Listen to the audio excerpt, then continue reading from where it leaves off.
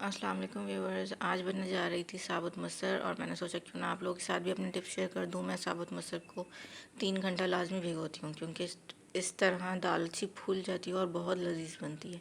इसके अंदर मैं अब शामिल करने लगी थी प्याज, टमाटर, अदरक लहसुन पेस्ट, पिसी लाल मिर्च, हल्दी और नमक। ये सब इसके अंदर चला जाएगा और ये अब 2 घंटे तक बेचारी पकती रहेगी। सीधी सादी सी ये दाल होती है, खुद ब खुद ही पक जाती है। बस ये बन जाएगी तो इसमें बघाड़ लगा दूँगी। और जो है बस आज मैंने सोचा कि इतना आसान सा खाना मैं बना रही हूँ तो शिज़ा को सुनाने के बाद मैं थोड़ी स्टिचिंग वगैरह कर लूँगी। मुझे अपना सूट ऑल्टर करना था और यहाँ अब शिज़ा की हो गई शरारतें शुरू, क्योंकि शिज़ा के सोने के बाद मैं शिज़ा के धुले हुए कपड़े सेट करती हूँ। और आज मैंने गलती ये की कि शिज़ा के जागते हुए मैं ये काम करने बैठ गई और फिर तो सभी कुछ खाली हुआ और शिज़ा अपनी पसंद की चीज़ ढूंढ रही थी लेकिन उनको मिल कुछ नहीं रहा था। बस तलाशी ली जा रही थी और फिर जो है मैं बंद कर दिया था, इनको ले गई थी दूसरे रूम में। फिर दोबारा ये भाग के आई हैं और इन्हें अपने सॉक्स मिल गया जो ये ढूंढ रही थी। शिज़ा को कलरफुल सॉक्स बहुत पसंद है अपने सारे। और बस फिर घूम घूम के शिज़ा इधर उधर सॉक्स के साथ भी खेल रही थी।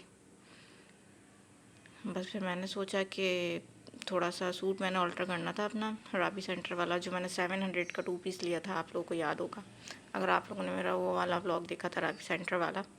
तो उसकी जो दामन था, दामन की लेस अच्छी नहीं लगी हुई थी। वो दामन हिम ही नहीं हुआ था और उसके ऊपर से उन्होंने लेस लगा दी। बाकी गला जो था बिल्कुल परफेक्ट स्टिच हुआ हुआ था। मुझे हैरत हो रही थी इतना अच्छा गला 700 रुपये के सूट का कैसे स्टिच हो सकता है। मुझे लगा था ये भी कुछ, इसके अंदर भी कुछ ख़राबी होगी, लेकिन इसको मैंने चेक किया, ये ठीक था। और इसकी स्लीव्स भी ठीक थी बिल्कुल। ये देखें दामन का ये हाल है, सिर्फ इन्होंने फ़ोल्ड करके लेस लगा दिया। तो मुझे लेस निकालनी है और अच्छी सी लेस फिनिशिंग के साथ मैंने लगानी है। लेस जो स्लीव्स पर लगी हुई थी वो भी बिल्कुल सफाई से लगी हुई थी। अंदर ऐसा कुछ नहीं था कि फैब्रिक का इन्होंने फ़ोल्ड किया हुआ है। और स्टिचिंग भी ठीक थी, साइड्स भी ठीक थी और ये ओवरलॉक भी हुआ हुआ था सूट। तो करना मुझे सिर्फ ये था कि दामन को ठीक करना था। तो अब शिज़ा सोएंगी तो मैं दामन को ठीक करूँगी। अब यहाँ पर मैंने सिलाई खोलनी थी इसकी, तो सोचा शिज़ा के जागते हुए ही मैं सिलाई खोल लूँ इसकी, ताकि मुझे शिज़ा के सोने के बाद कम से कम काम करना पड़े। क्योंकि आप लोगों को पता है सिलाई खोलना भी कितना बड़ा मुश्किल काम है और इसमें भी मेरा ना आधा घंटा वेस्ट हो जाएगा और मुझे जल्दी जल्दी काम निपटाने होते हैं। तो बस इसकी सिलाई खोल के मैंने रखी है, पहले से सेट करके रखी है सब मशीन। शिज़ा के सोते ही मैं स्टार्ट हो गई थी। फ्रंट साइड हमने लेनी है शर्ट की और लेस भी फ्रंट साइड पे ही रखनी है, मतलब लेस भी सीधी और कपड़ा भी सीधा। और इसको बस फोल्ड करके इसके ऊपर लेस रख के हमने सिलाई करनी है। मैं लगा रही थी इनविजिबल लेस दामन में तो इनविजिबल लेस की भी टेक्निक आप देख लें। सिंपली बस हमने सीधा कपड़ा रख कर सीधी लेस उसके ऊपर सिलाई लगानी है। बहुत सिंपल और इजी टेक्निक है ये, आप लोग भी आराम से सीख जाएंगे ये। और अगर बात की जाए इस सूट के फैब्रिक की, तो फैब्रिक तो बहुत बेहतरीन है, ये बहुत अच्छा फैब्रिक था। आप लोगों का भी अगर राबी सेंटर चक्कर लगे तो ये मतलब सूट जो हैं वो स्टेयर्स के पास अंकल लेके बैठे हुए हैं, उनका स्टॉल वहाँ है, तो उनसे ज़रूर लीजिएगा आप लोग भी। बहुत अच्छे सूट है उनके पास, देख के लीजिएगा जो सबसे अच्छा लगे आपको, जो अच्छा फैब्रिक हो जिसका, वो ही लीजिएगा। अब ये फ़ोल्ड करने के बाद मैंने फिर से फ़ोल्ड किया, सीधी साइड पर ही फ़ोल्ड करना है। सीधी साइड पर फ़ोल्ड करके दोबारा सिलाई लगाएंगे और इसके अंदर कोई ज़्यादा एक्स्ट्रा कपड़ा नहीं वेस्ट हो रहा। जैसे हम सिंपल तुरपाई करते हैं दामन की, जो फ़ोल्ड करते हैं 2 फोल्ड्स, उसमें 1 इंच फैब्रिक जाता है।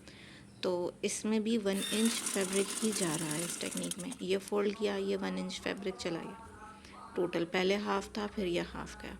और अब इसको सीधी साइड पे फ़ोल्ड कर, वो सीधा साइड इसका देखेंगे, लेफ़्ट साइड पे फ़ोल्ड करेंगे और फिर सीधी साइड पर हम स्टिच कर देंगे इसको।